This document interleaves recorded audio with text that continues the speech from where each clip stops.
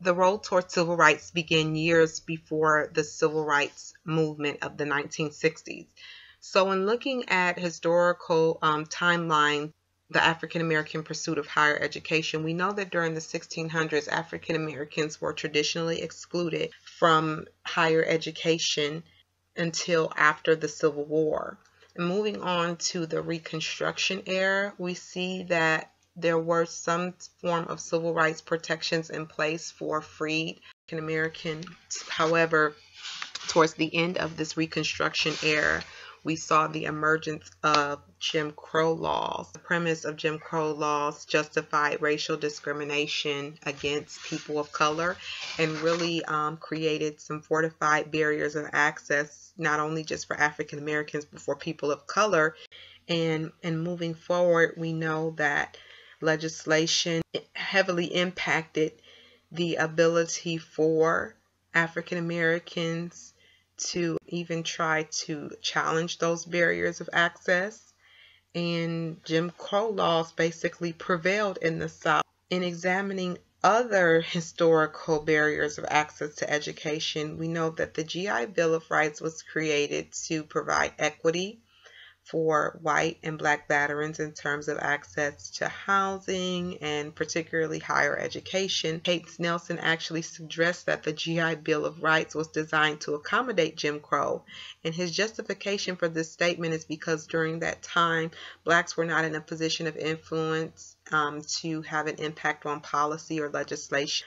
In the pursuit towards equality in education, that was really an issue that was on the forefront during the civil rights movement of the 60s. And we know that we look at historical accounts of desegregation efforts at the Brown versus Board of Education, separate but equal, and this was actually a gateway towards the integration of schools during the Jim Crow era. And when thinking of Brown versus Board of Education, one significant historical account that always comes up is the Little Rock Nine.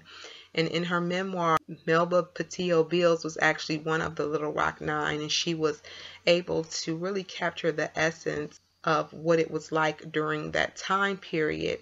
And I want to read something from her memoir, quote, that shows that even at a young age, she was concerned about access to education. And in her memoir, she gives a historic account of how even though they were excited about the passage of Brown versus Board and the integration of the Central High School of Little Rock, Arkansas, that the state of Arkansas still chose to defy that ruling by delaying school integration for 2 years after the court case. So that's just an example of how institutionalized racism allowed state governments to continually defy laws that discriminated against African Americans.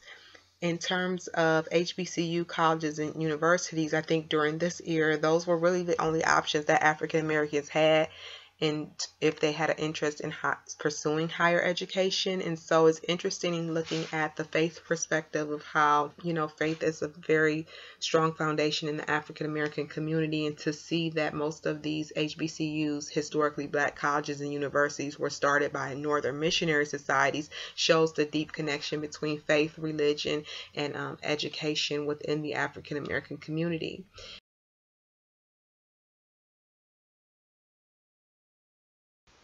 Northern philanthropists had a major impact on the kind of education made accessible to African Americans between the end of the Civil War and World War II. Following the Civil War, universal public schooling was instituted for all free people. However, Southern whites believed that African Americans should not be given an education, as it would erode their ability to exploit black labor. Between 1869 and 1877, Southern white leaders used labor to prevent black children from attending school, forced African American legislators out of state governments, lowered taxation, and challenged compulsory school attendance laws to prevent access to free public education. They also believed that African Americans did not contribute sufficiently to the tax base, and thus they were often denied local funding for their schools. Limited governmental resources, and the resistance of local whites to allocate funds to their schools. Private organizations and Northern philanthropists became a significant source of funding. This paved the way for the establishment of industrial education, which provided African Americans with practical instruction in areas such as basic farming, carpentry, brickmaking and bricklaying, and basic secondary school courses. White philanthropists believed that this represented a compromise between the African Americans' desire for education, the resistance of Southern whites against black education, and it would also accommodate the limited capacities of Southern blacks. Major developments in industrial education included the establishment of the Hampton Institute in Virginia by Samuel Chapman Armstrong in 1868, and the Tuskegee Institute in Alabama by Booker T. Washington in 1881.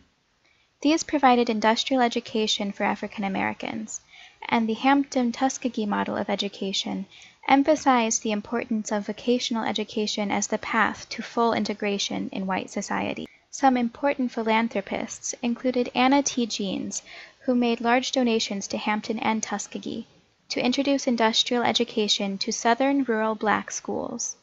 She also contributed approximately $1.2 million to the General Education Board to establish a teacher training program for African Americans in the methods of industrial schooling.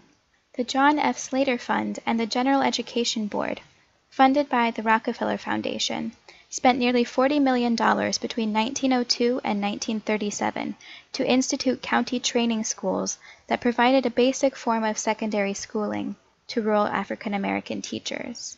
The Rosenwald Fund also had a major impact on black schools by offering them grants but also requiring architectural standards that allowed schoolrooms to have enough space for practical training and industrial education. The intentions of Northern philanthropists have been debated. Some believe that they genuinely wished to reform black education, increase black power in the South, diminish the effects of Jim Crow laws, or improve the general level of education in the U.S. Others suggest that becoming financially involved allowed them to reinforce subservient roles in society for African Americans, thereby solidifying their second-class status and teaching blacks to remain in their place. Ultimately, while Northern philanthropy led to the establishment of schools and more opportunities for African American education, it has also created a legacy of inequality by funneling African Americans into vocational education, forcing white education upon the African American community, and placing whites in administrative roles in black schools. President Franklin D. Roosevelt signed into law the Servicemen's Readjustment Act on June 22, 1944. The Servicemen's Readjustment Act is more commonly known as the GI Bill of Rights. Upon returning from being deployed around the globe during World War II, African American soldiers sought to bring changes to their own lives within the United States through access to the GI Bill of Rights, specifically by accessing higher education. The data that was collected nationwide in 1950 by the Research Division of the Veterans Administration shows that during the first 5 years of the program, higher proportions of non-whites than whites accessed the benefits of the GI Bill for higher education and training. By 1950, 49% of non-white veterans had used the education or training benefits compared to 43% of white veterans. Suzanne Mettler states, white veterans tended to have mostly positive experiences of implementation. Those who attended universities raved about how well they were treated, while those who used sub-college programs offered only mild complaints about the occasional bureaucratic obstacles. Black veterans' experience of implementation would depend largely on how universities, colleges, and vocational schools dealt with the program.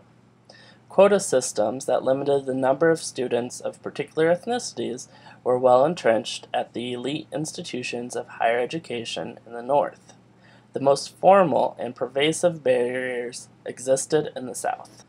The barriers that existed to accessing the GI Bill's resources in the South are one of the aspects that are attributed to the Great Migration. In 1947, 1 of every 10 black veterans already migrated from his or her childhood home in the South to the North or West, where they found schools increasingly willing to accept students on a colorblind basis. The African American veterans who remained in the South could only use their benefits in segregated institutions and programs that provided separate programs with inferior conditions to those of whites. During the time in which African American veterans were returning from overseas and accessing the benefits of the GI Bill, there was an increase in civil rights activism. Robert Francis Sack states, "One study has suggested that African American veterans might have been more willing to distance themselves from their communities and civil rights struggles in favor of pursuing individual economic opportunity." But other scholars have documented black veterans committed to civil rights activism in the post-war era. Sachs quotes Suzanne Mettler when she stated, "Black veterans who obtained an advanced education available to them through the GI Bill were especially likely to become activists and participate intensely in the political struggles through which civil rights were won." Many texts written about the African American veterans debate if their experience in World War II and access to the GI Bill influenced their role in the civil rights movement. Mettler states in her writing that, indeed, among most well-known black political leaders from the civic generation are several who benefited from the GI Bill's education and training provision. Historically Black colleges and universities, known as HBCUs. HBCUs offer culture, a rich history, and rigorous academic programs. More importantly, and hopefully, they prepare students for leadership and life after college. Historically Black colleges and universities were established to provide education for Black Americans.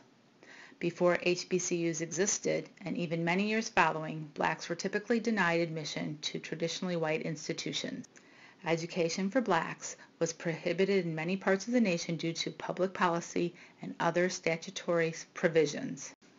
The Institution for Colored Youth was founded in 1837 in Cheney, Pennsylvania, followed by two other black institutions, Lincoln University in Chester County, Pennsylvania in 1854, and Wilberforce University in Wilberforce, Ohio in 1856. These were the first of the historically black college and universities established. Early funding for these HBCUs came from black and white churches and religiously affiliated organizations. These were the only viable options for free black men and women to pursue education. These institutions first started out with the mission to educate black students with no previous education at the elementary or secondary schooling level. It was not until the early 1900s that post-secondary courses were offered. In addition to offering basic skills, early HBCUs functioned as sites of resistance, empowerment, and social uplift. Higher education for blacks was publicly supported after the Civil War. This was reflected by the enactment of the Second Morrill Act of 1890. The act required states with racially segregated public higher education systems to provide a land-grant institution for black students whenever a land-grant institution was established and restricted for white students. Another piece of important legislation that had an impact on African American education was Title III of Higher Education Act of 1965, when Congress officially defined an HBCU as a school of higher learning whose principal mission was and is the education of African Americans and was accredited and established before 1964. All HBCUs play a critical role in the American system of higher education. For most of America's history, African Americans seeking a college education could only get it from a historically black college or university. Even though discrimination laws have changed, HBCUs continue to exist today. The HBCUs of today are no longer exclusive to African Americans. They enroll Asians, Native Americans, and white students as well. There are approximately 100 black colleges today nationwide.